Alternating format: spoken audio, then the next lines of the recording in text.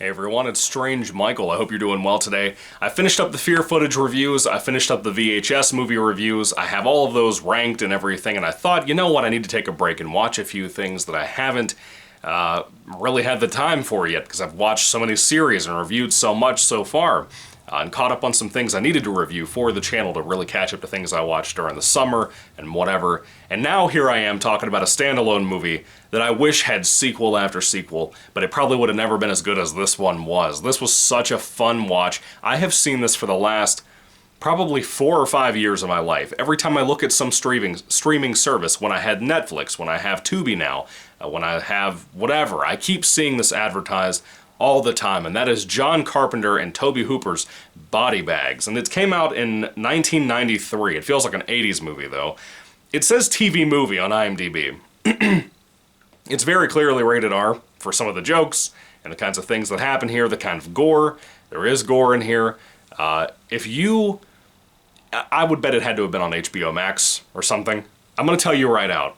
If you love things that are anthology films, and if you love Tobe Hooper, if you love John Carpenter, you could not possibly go wrong with this movie. If you're like myself, and you've never seen this, but you happen to be a big fan of either of those guys, or both of them like myself, you need to watch Body Bags. I had never really seen this. I had heard people like the Skeleton Crew talk about this. I had heard Sinister Cinema Reviews talk about this. I had heard people for years, every time this just showed up in my feed, I've heard about people talk about this movie constantly, and I never made the time to watch it. And now I really regret it. All these years I could have been watching this around Halloween time or something, even though it's not really a Halloween movie. But it's cute, it's funny, it has the perfect kind of sense of humor that I love.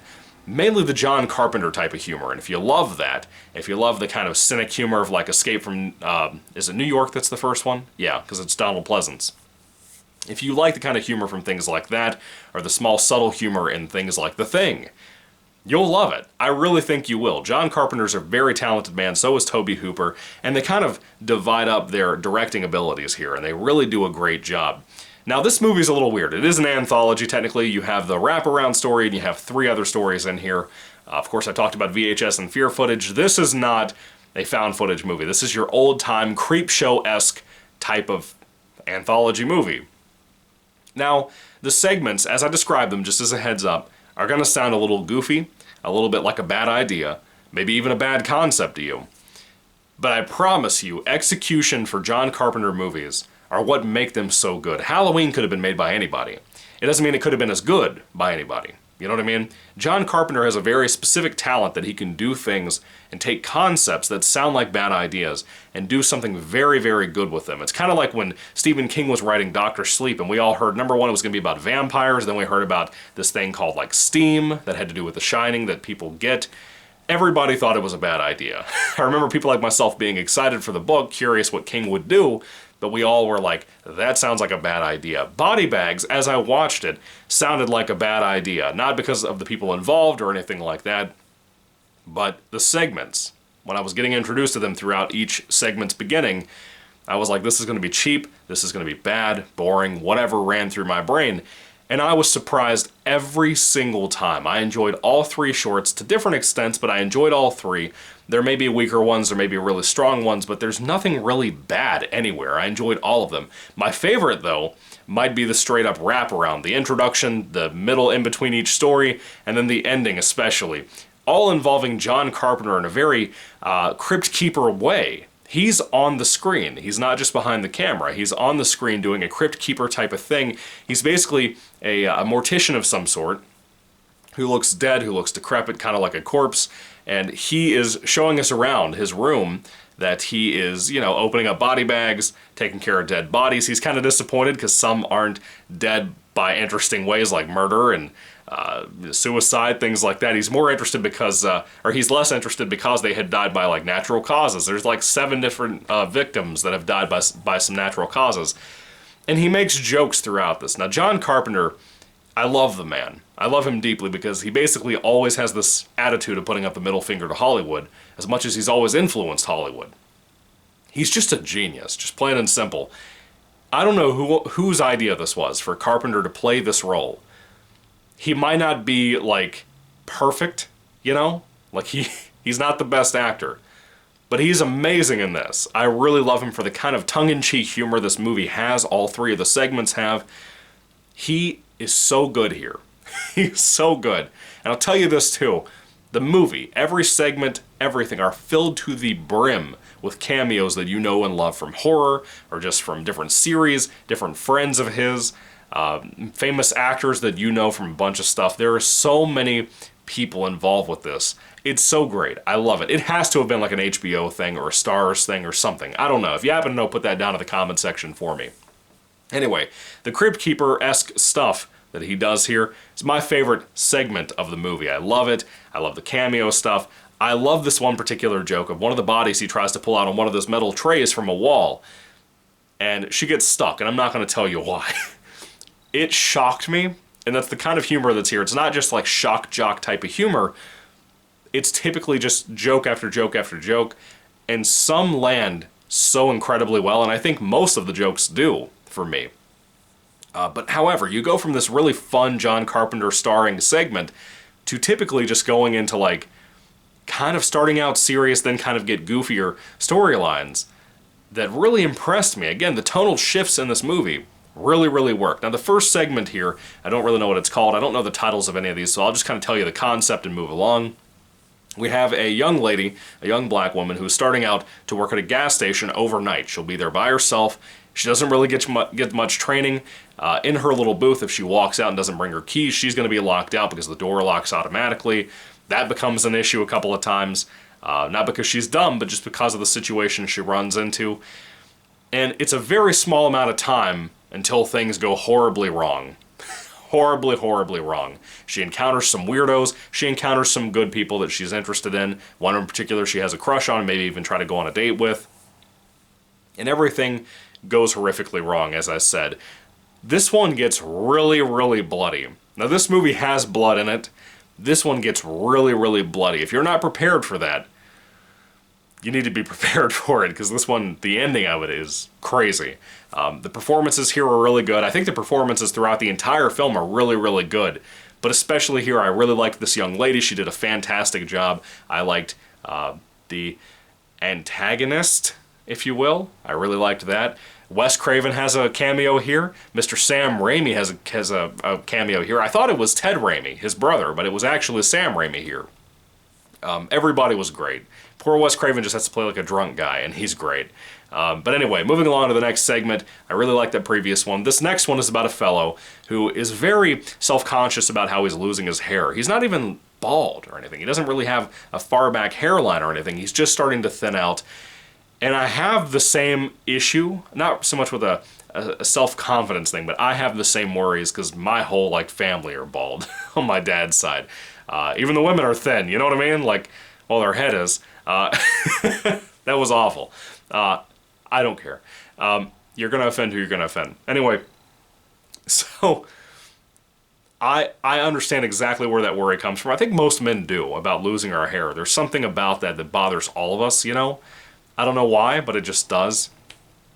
So I feel for this guy, and I really think this man puts in a really good performance. I don't know him. He might be in some other stuff I may have seen. I don't know. But I think he does a really good job.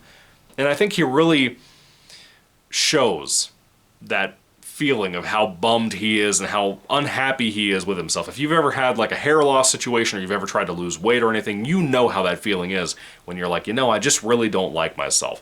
I connect with that.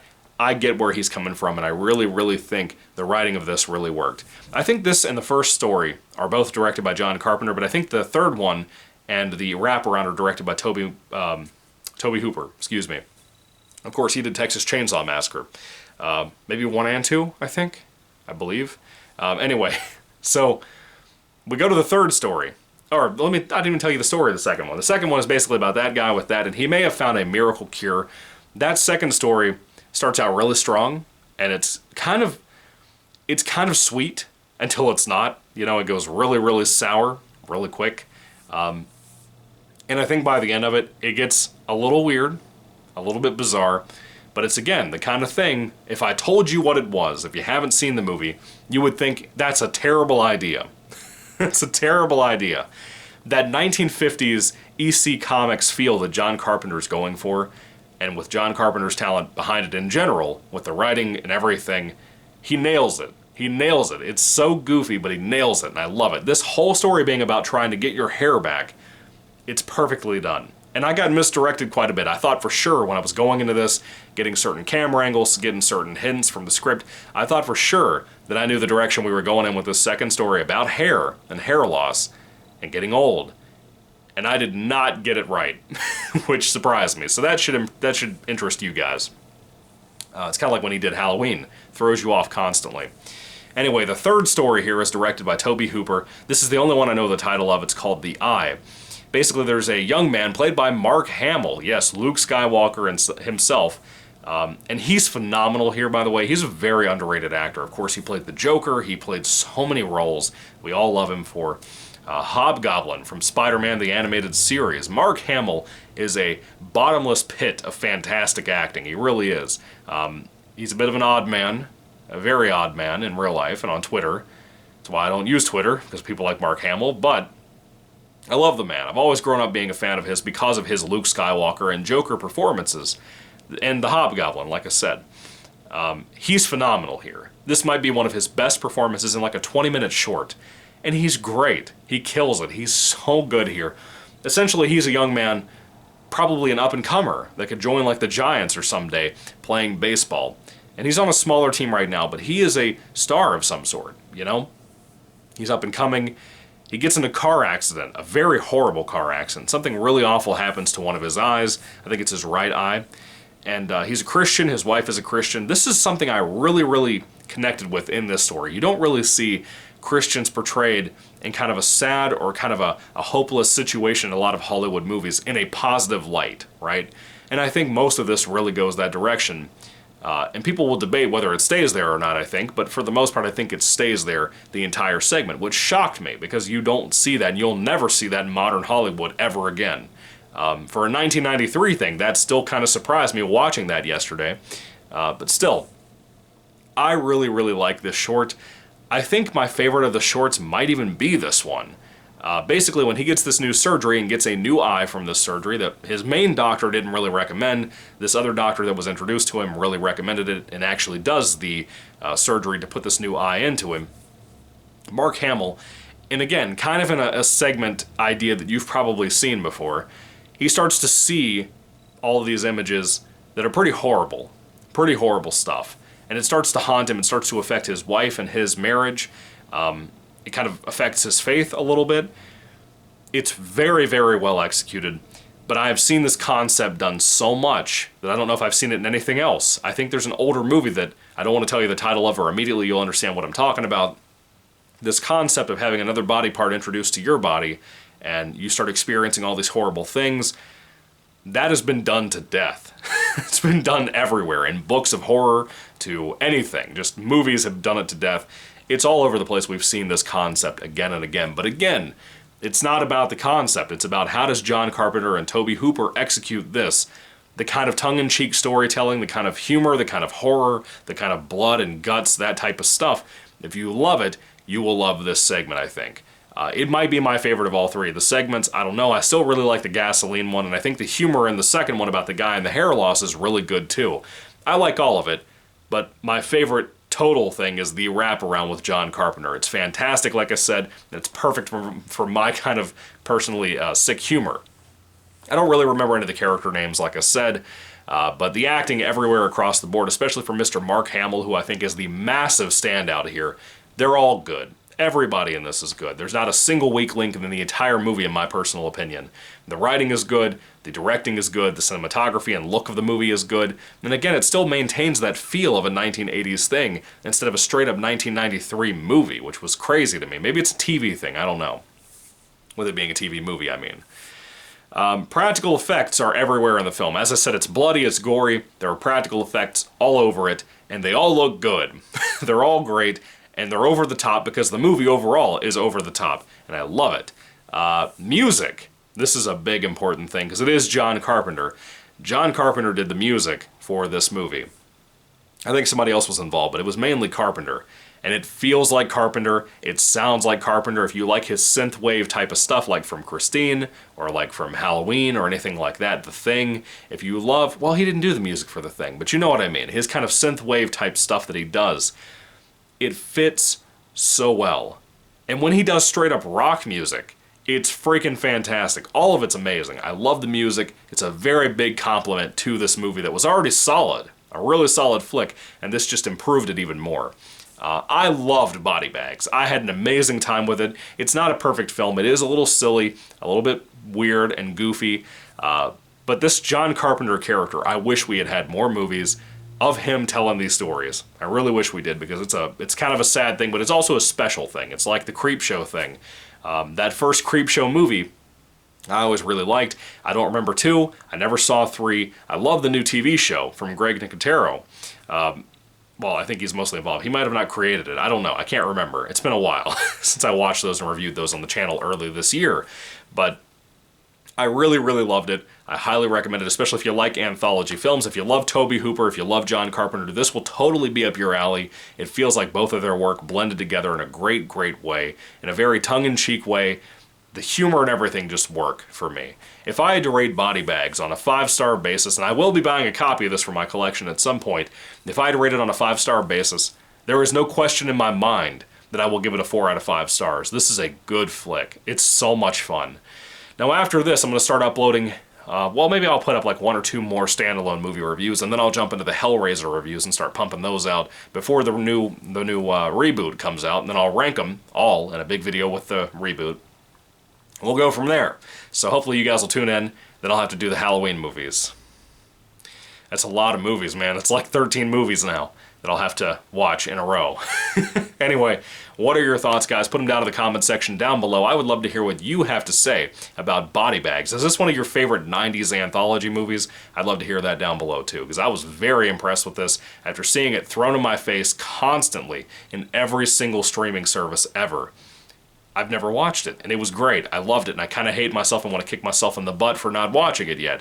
Anyway, thank you for watching, guys. 4 out of 5 stars. Great, great flick. Highly recommend it to you, especially if you're a horror comedy person. Anyway, thank you for watching, guys. God bless you all, and goodbye.